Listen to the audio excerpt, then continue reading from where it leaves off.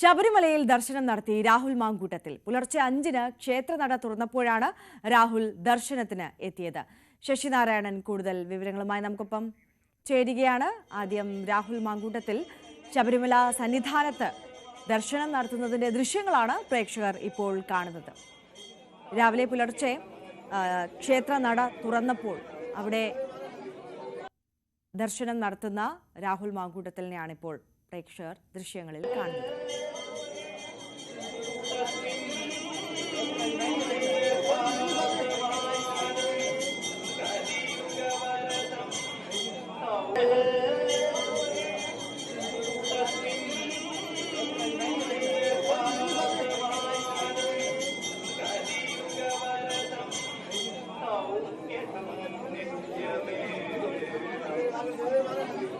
ശശിനാരായണൻ കൂടി ചേരുകയാണ് നമുക്കിപ്പം. ശശിനാരായണൻ, പറയൂ വിശദാംശം. ഇന്ന് പുലർച്ചെയാണ് രാഹുൽ മാങ്കൂട്ടം ശബരിമല ദർശനം നടത്തിയത്. ഏറെ വിവാദങ്ങളും രാഷ്ട്രീയ പ്രതിഷേധങ്ങളൊക്കെ തുടരുന്നിടയിലാണ് പുലർച്ചെ അദ്ദേഹം ശബരിമല ദർശനം നടത്തിയത്. പമ്പയിൽ നിന്നും കെട്ട് നിറച്ചതിന് ശേഷം അദ്ദേഹം പിന്നീടാണ് മല ചവിട്ടി ദർശനം നടത്തിയതിനു ശേഷം മല ഇറങ്ങിയിട്ടുള്ളത്. എന്തായാലും രാഷ്ട്രീയപരമായി അറിയാൻ നമുക്ക് പല പ്രശ്നങ്ങൾ അദ്ദേഹത്തിന് ഇപ്പോൾ നിലവിലുണ്ട്. ഈ വിഷയമൊക്കെ ഉള്ള സാഹചര്യത്തിലാണ് രാഹുൽ മാങ്കൂട്ടത്തിന്റെ ശബരിമല ദർശനം എന്നുകൂടി നമ്മൾ എടുത്തു പറയേണ്ടി വരും. അരമണിക്കൂറോളം സന്നിധാനത്തുണ്ടായിരുന്നു, ദർശനം നടത്തി. എന്തായാലും അദ്ദേഹത്തിനൊപ്പം മറ്റ് സുഹൃത്തുക്കളായ ആളുകളും ഉണ്ടായിരുന്നുള്ള വിവരം കൂടി നമുക്ക് അറിയാൻ കഴിയും. നിലവിലത്തെ സാഹചര്യത്തിൽ ഈ രാഷ്ട്രീയ സാഹചര്യമാണ്, വിമർശനങ്ങൾ പ്രതിഷേധങ്ങളൊക്കെ തുടർന്ന പശ്ചാത്തലത്തിലാണ് അദ്ദേഹം ഈ ശബരിമല ദർശനം നടത്തിയെന്നുള്ള കാര്യമാണ് നമുക്ക് എടുത്തു പറയാൻ കഴിയുന്ന.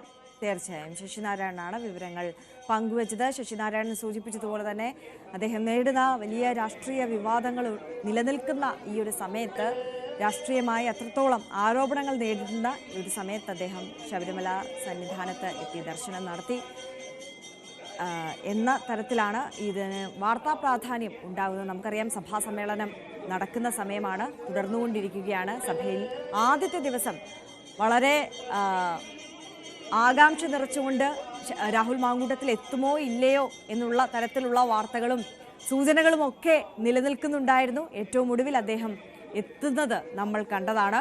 പക്ഷേ പിന്നീട് തുടർന്നുള്ള ദിവസങ്ങളിൽ എത്തേണ്ടതില്ല, എല്ലാ ദിവസവും സഭയിൽ എത്തേണ്ടതില്ല എന്നുള്ള നിർദ്ദേശം അദ്ദേഹത്തിന് നേതൃത്വത്തിന്റെ അരികിൽ നിന്ന് ലഭിച്ചു എന്നുള്ള വാർത്ത പിന്നാലെ വന്നു. അത് കഴിഞ്ഞുള്ള ദിവസങ്ങളിൽ അദ്ദേഹത്തെ നമ്മൾ സഭയിൽ കണ്ടില്ല.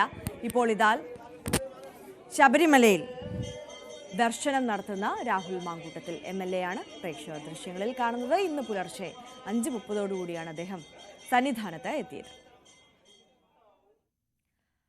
നമ്മൾ നേരത്തെ പറഞ്ഞു നിർത്തിയ വാർത്തയിലേക്കാണ് വീണ്ടും വരുന്നത്. തലസ്ഥാനത്ത് ട്രെയിൻ തട്ടി 2 പേർ മരിച്ചു. പേട്ടയിൽ ഇന്ന് പുലർച്ചെയായിരുന്നു അപകടം.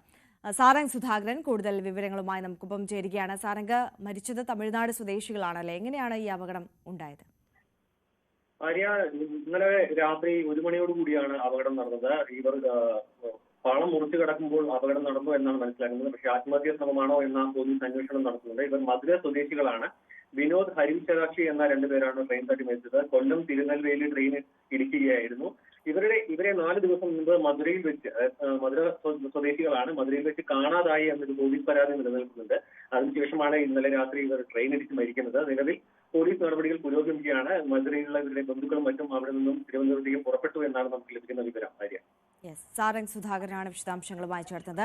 തമിഴ്നാട് മധുര സ്വദേശികളായ വിനോദ്, ഹരി വിശാലാക്ഷി എന്നിവരാണ്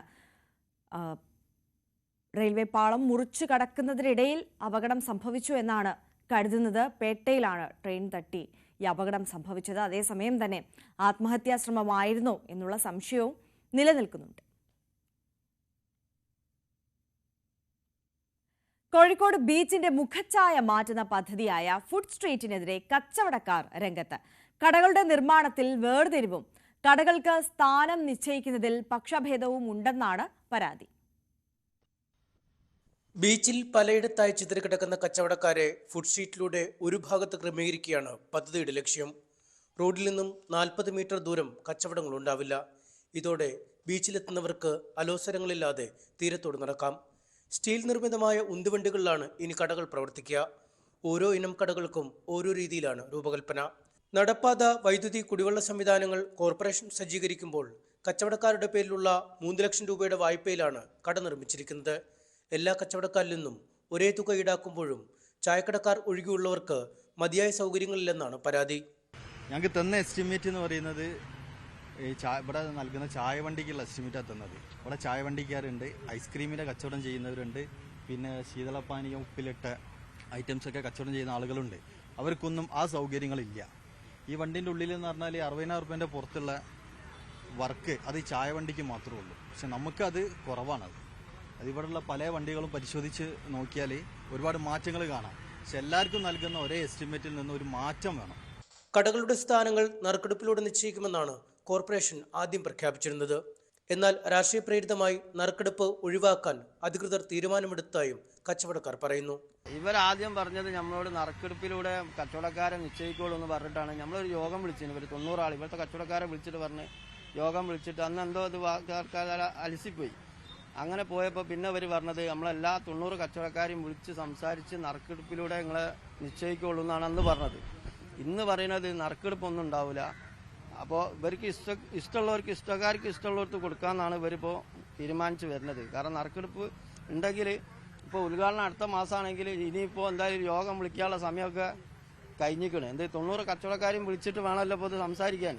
ബീച്ചിൽ 10 വർഷത്തിലധികമായി കച്ചവടം നടത്തിവരുന്ന 90 കച്ചവടക്കാരെയാണ് പദ്ധതിയിൽ ഉൾപ്പെടുത്തിയിരിക്കുന്നത്. അടിസ്ഥാന സൗകര്യങ്ങളില്ലാതെ ബുദ്ധിമുട്ടിയിരുന്ന തങ്ങൾക്ക് ആശ്വാസമാണ് ഫുഡ് സ്ട്രീറ്റ് എന്ന് കച്ചവടക്കാർ പറയുന്നു.